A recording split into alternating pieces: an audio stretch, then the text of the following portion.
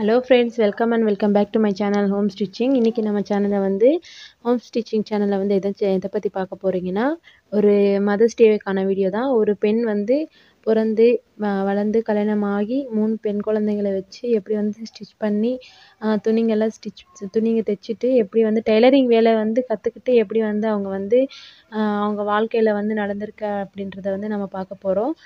அதுக்கு வீடியோக்குள்ளே போகிறதுக்கு முன்னாடி நம்ம சேனல் இன்னும் சப்ஸ்கிரைப் பண்ணாமல் பார்த்துருக்கீங்கன்னா சப்ஸ்கிரைப் பண்ணிக்கோங்க. அதுக்கு பக்கத்தில் இருக்க பெல் ஐக்கனை ப்ரெஸ் பண்ணிக்கோங்க. அப்போ தான் நம்ம போடுற வீடியோலாம் உங்களுக்கு நோட்டிஃபிகேஷன் வந்துக்கிட்டே இருக்கும். ஹாப்பி மதர்ஸ் டே எல்லாருக்கும். நான் வந்து இன்றைக்கி வந்து ஹாப்பி மதர்ஸ் டே சொல்லிக்கிறேன். மதர்ஸ் டேனா வந்து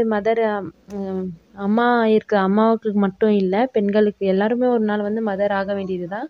எல்லா பெண்களுக்கும் என்னுடைய மனமார்ந்த வாழ்த்துக்கள். இன்றைக்கி வந்து அவங்களோட ஸ்டோரிக்குள்ளே போயிடலாம். இப்போ வந்து அவங்க கூட பிறந்தது ஒரு தங்கச்சி மட்டும்தான். அப்பா, அம்மா இவங்க 4 பேருமே இருந்திருக்காங்க. முதல் பெண்ணோட ஸ்டோரி தான் நம்ம இன்றைக்கி வீடியோவில் பார்க்க போகிறீங்க. அவங்க பேர் வந்து பிரேமா. 1979 வந்து பிறந்திருக்காங்க. 1907 வந்து 1997 வந்து அவங்களுக்கு திருமணம் நடந்தது. 2008 வந்து அவங்களுக்கு ஒரு பெண் குழந்தை. அவங்களுக்கு வந்து மொத்தமாக 3 பெண் குழந்தைங்க இருக்காங்க. கணவனும் டெய்லர் தான், மனைவியும் டெய்லர் தான். 2 பேருமே tailor. Ladies tailor, gents tailor இல்லைல்ல. கணவனுக்கு வந்து லேடீஸ் அண்ட் ஜென்ட்ஸ் 2மே தெரியும். இப்படிப்பட்டவங்க எப்படி வந்து பிரிஞ்சு போனாங்க, அவங்க வந்து எப்படி குழந்தைங்கள விட்டுட்டு போனாங்க அப்படின்றத வந்து நம்ம வந்து இன்றைக்கி சேனலில் பார்க்க போகிறீங்க. அவங்க வந்து திருமணமாகி அப்படியே 2 திருமணமாகி 2வது நாள் 3வது நாளே அவங்க வந்து எப்படிப்பட்டவங்கன்றது வந்து மனைவிக்கு தெரிஞ்ச விஷயம்தான். ஆனாலும் அவங்க வந்து விட்டு கொடுக்காம கணவன்னு சொல்லி இருந்திருக்காங்க. திருமணம் ஆனதுக்கு அப்புறமா வந்து 3 பெண் குழந்தைங்க பிறந்ததுக்கு அப்புறமும் அப்படியே தான் இருந்திருக்காங்க. கொலுசு, கம்மல் அதெல்லாம் எடுத்துகிட்டு போய் விற்றுட்டு வந்து குடிக்கிறது. 3 மாதம் 2 மாதம் வீடு பக்கமே வரமாட்டாங்க. அப்படிப்பட்ட கணவனோட இவங்க வந்து ஒரு 15 வருஷமாக வந்து வாழ்ந்திருக்காங்க. அவங்க வந்து எப்படிப்பட்டவங்கன்னா, குடிக்கிறது நல்லா ஸ்டிச் பண்ணுவாங்க. ஊர்லேயே ஃபேமஸான டெய்லர் தான். அப்படிப்பட்டவங்க குடிக்கு அடிமை, அப்புறமா சைக்கோ, சிகரெட் சூடு வைக்கிறது அப்படிப்பட்டவங்க இருப்பாங்க. அப்படி இருக்கும்போது இவங்க வந்து என்ன பண்ணுவாங்கன்னா, காலையிலேருந்து நைட் வரைக்கும் ஸ்டிச் பண்ணி 2 பேருமே சேர்ந்து ஸ்டிச் பண்ணிடுவாங்க. ஆனால் நைட்டு பூராவும் மனைவி தான் வந்து ஊக்கு தைக்கிறது எல்லாமே ஃபினிஷிங் எல்லாம் முடிக்கணும். அப்படி பண்ணுவாங்க. அப்படி ஸ்டிச் பண்ணிட்டு இருக்கும்போது ஏதாச்சும் நம்ம கொஞ்சம் அசந்து தூங்கிட்டாங்கன்னா அப்படியே ஸ்கேல் எடுத்து அடிப்பாங்களாம். அந்த மாதிரி கொடுமையெல்லாம் பண்ணியிருக்காங்க. மாமியார் கொடுமை தான் பார்த்துருப்போம். இங்கே வந்து கணவர் கொடுமை. அப்படி இருக்கும்போது ஒரு நாள் வந்து விட்டுட்டு போய் 3 மாதம் ஆகுது. போய் அழைச்சிட்டு தான் வந்துட்டுருக்காங்க. மனைவி வந்து எப்போவுமே போய் கணவன் வேணும்னு சொல்லிட்டு 3 மாதம் இருந்தால் கூட போய் எங்கே இருக்காங்கன்னு தேடி பிடிச்சி கூட்டிகிட்டு வர்றது தான் வழக்கமாக இருந்திருக்கு. அப்புறமா ஒரு நாள் வந்து கூட்டிகிட்டு அழைச்சிட்டு வரும்போது வந்து குழந்தைங்க வந்து பசிக்குதுன்னு கேட்டிருக்காங்க. கேட்கும்போது ரூ. 20 கூட இல்லாமல் என்ன பண்ணுறதுன்னு சொல்லி கம்மல் வந்து அடகு வச்சுட்டு போய் சாப்பாடு வாங்கி கொடுத்து குழந்தைங்கள அப்படி வளர்த்துருக்காங்க.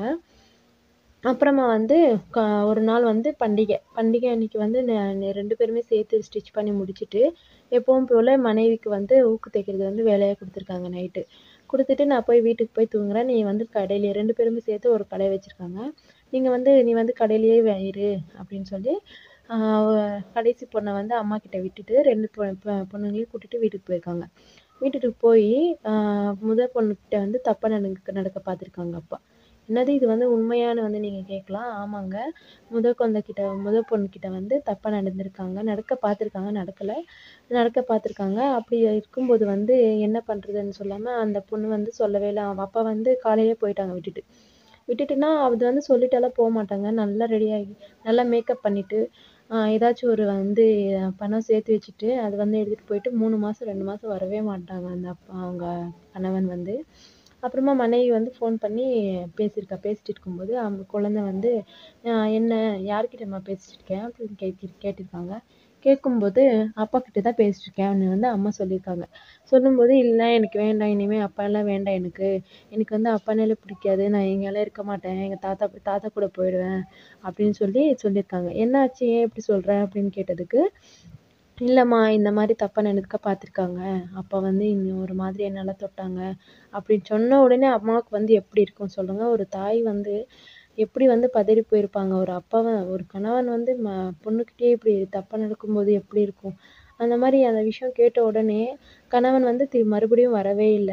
வராம இருந்ததுக்கு வந்து, "வேண்டாம், இனிமே நான் போகவே மாட்டேன். எங்கேயும் போய் அழைச்சிட்டு வரமாட்டேன்.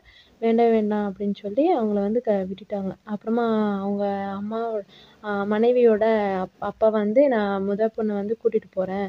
நானே பார்த்துக்கிறேன். 2 பொண்ணுங்களையும் நீயே பார்த்துக்கோ" அப்படின்னு சொல்லி விட்டுட்டு போயிட்டாங்க.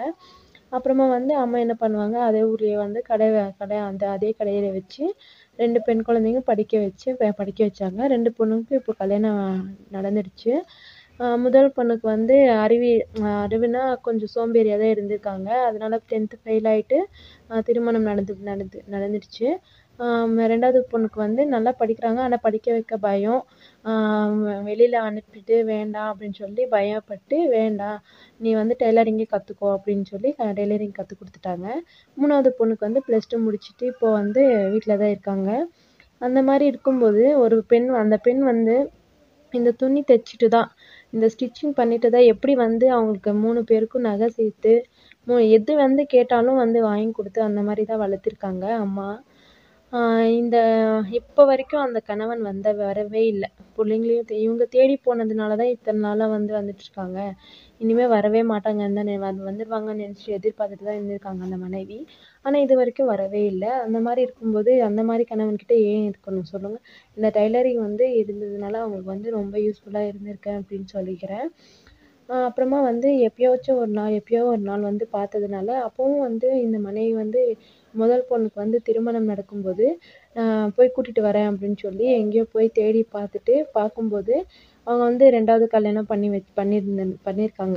அ ரெ அந்த மனைவிக்கு வந்து ஏற்கனவே கல்யாணம் ஆகி ஒரு பையன். அவள வந்து திருமணம் செஞ்சிருக்காங்கன்னு வந்து கேள்விப்பட்டதும், வேண்டாம் அப்படின்னு சொல்லி விட்டுட்டாங்க. இப்போ வந்து நான் வந்து எதுக்காக வந்து இந்த ஸ்டோரி வந்து நான் சொன்னேன்னா, இது வேற யாரோட ஸ்டோரி இல்ல. எங்க அம்மாவோட ஸ்டோரி தான். நான் தான் அந்த 2வது பொண்ணு. நான் தான் ஸ்டிச்சிங் பண்ணிட்டுருக்கேன். எங்க அக்காவுக்கு தான் கல்யாணம் ஆயிடுச்சு. எங்க தங்கச்சி தான், எங்க அம்மா தான் அது. எங்க அப்பா தான் அந்த நாய் தான் இந்த மாரியெல்லாம் திருமணமாகி 3 பெண் குழந்தைங்க குடுத்ததுக்கு அப்புறமா விட்டுட்டு போயிட்டாங்க. எங்களோட ஸ்டோரி தான் நான் வந்து இப்போ வந்து உங்க கூட ஷேர் பண்ணியிருக்கேன். ஆ நான் ஏன் வந்து இத வந்து சொல்லியிருக்கேன்னா, அம்மா இன்னைக்கு மதர்ஸ் டே. அதனால எங்க அம்மாவுக்கான ஒரு வீடியோ தான் நான் வந்து போட்டிருக்கேன். நாங்க வந்து எது கேட்டாலும் இல்லன்னு சொல்லாம ஒரு ஒரு ஒரு எது கேட்டாலும் ஒரே ஒரு 4 எக்ஸாம்பிளுக்கு சொல்லணும்னா, என் தங்கச்சி வந்து ஒரு நாள், "இல்ல எனக்கு வந்து புதுசு ட்ரெஸ் வேணும்னு" சொன்னா. அப்போ வந்து "இல்ல எனக்கு வந்து இது காக்ரா தான் வேணும்னு" சொல்லி அடம் பிடிச்சா. அன்னைக்கு வந்து எக்ஸாம் ரூ. 1000 ஆ ரூ. 700 இருந்துச்சு. இன்னும் மீதி ரூ. 300 இருக்காம இருந்ததுனால, அவ வந்து ஒத்துக்கவே இல்ல. அவ்ளோ அடம் பிடிச்சு, எனக்கு வேணும்னு சொல்லி அடம் பிடிச்சதுனால, அப்போ உட்காந்து ஒரு ப்ளவுஸ் தைச்சு முடிச்சுட்டு, போயிட்டு வாங்கிட்டு வந்து குடுத்தாங்க. அது வந்து இப்போ நினைச்சோன்னா, என் தங்கச்சிய நானும் சரி, எங்க தங்கச்சியும் சரி, ரொம்ப வந்து மனசு வந்து கஷ்டப்படுறோம். என் தங்கச்சிக்கு இன்னும் அதெல்லாம் புரியாது. அவளுக்கு திருமணமாயி, அவ ஒரு பொண்ணுக்கு, இல்ல ஒரு பையனுக்கு வந்து அம்மான்னு தான் அவளுக்கு வந்து புரியும். நான் எதுக்காக சொன்னேன்னா, அம்மானா வந்து சும்மாவே இல்ல. நான் எங்களெல்லாம் வளர்த்தி, ஆளாக்கி எங்க அப்பா விட்டுட்டு போன மாதிரி எங்களையும் விட்டுட்டு போயிருந்தா, நாங்க எதுவுமே செஞ்சிருக்க மாட்டோம். நாங்களும் அனாதையா தான் இருந்திருப்போம். அப்படியெல்லாம் பண்ணாம எங்கள 3 பேரையும் வளர்த்தி, இந்த டைலரிங் தான். நாங்க வந்து ரொம்ப நன்றி சொல்லிக்கிறோம் இந்த டைலரிங்க்கு. இப்போ நானும் ஸ்டிச் பண்றேன். இப்போ நான் தான் இப்போ எங்க அம்மாவுக்கு வர கஸ்டமர்ஸ் எல்லாம் என்கிட்ட தான் வருவாங்க. அம்மா வந்து பெட்டி கடை வச்சுக்கிட்டு ஒரு சில்லறை கடையில வந்து இருக்காங்க. டீ கடை ஆரம்பிச்சிருக்காங்க. எங்க தாத்தா வந்து ஸ்டார்ட்டிங்ல இருந்து டீ கடை தான் ஆரம்பிச்சிருந்தாங்க. அவங்களோட கடை தான் அம்மா வச்சிருக்காங்க. அம்மாவோட தொழில் வந்து நான் வந்து கத்துக்கிட்டு நான் வீட்லயே தான் ஸ்டிச் பண்ணிட்டுருக்கேன். எனக்கு வந்து அம்மானா ரொம்ப பிடிக்கும். ஐ லவ் யூ அம்மா. I love you so much. Happy mother's day.